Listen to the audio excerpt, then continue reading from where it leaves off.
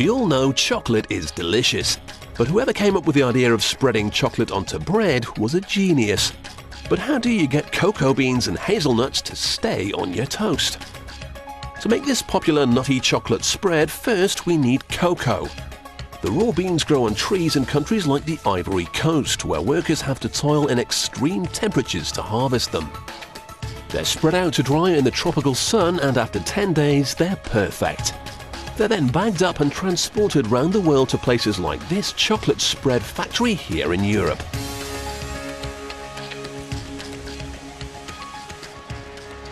They're now headed for the roasting ovens.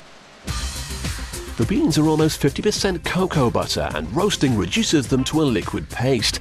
However, this butter solidifies at room temperature and you'd never be able to spread it on your toast, so it needs to be removed. To do this, the paste is sent to these enormous presses which squeeze every last drop of butter out. The liquid butter is sent on to be used in other products, but what emerges from the machine is a chocolate lover's idea of heaven. Each disc weighs 7 kilos. They look like big blocks of makeup, but in fact they are pure compressed cocoa. They're sent off to be crushed, ready to be added to the mixing bowl. Next come hazelnuts, and plenty of them.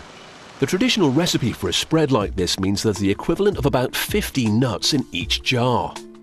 Before they're allowed in, the quality controller uses his special guillotine to chop a sample in half. Worms can get into the nuts or they can go off, and that would ruin the spread.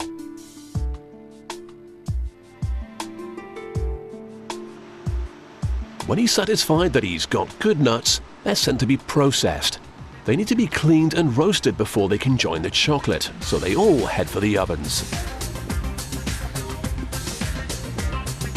It's important that each jar of spread looks and tastes the same, so any poor quality nuts are sorted out and then sent off to be used in other recipes.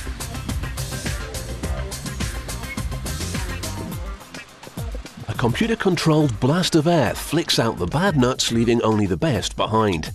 They're joined by the pure cocoa powder, sugar, vanilla and skimmed milk in an enormous tank. Here they're mixed into the smooth paste that so many people love. The factory has now got enormous tanks of spread, but to get it to your table, they also need jars. Using recycled glass, these enormous furnaces produce tons of containers every day. Chocolate spread is so popular that worldwide sales of the brand leader outsell all brands of peanut butter put together. The furnaces have a lot of work to do to keep up with demand. Once it's ready, the molten glass is then sent to a machine which wouldn't seem out of place in a Hollywood sci-fi movie. This is the jar maker.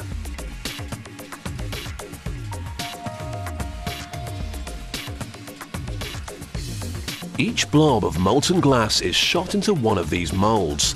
Here they're pressed into the shape of the jar.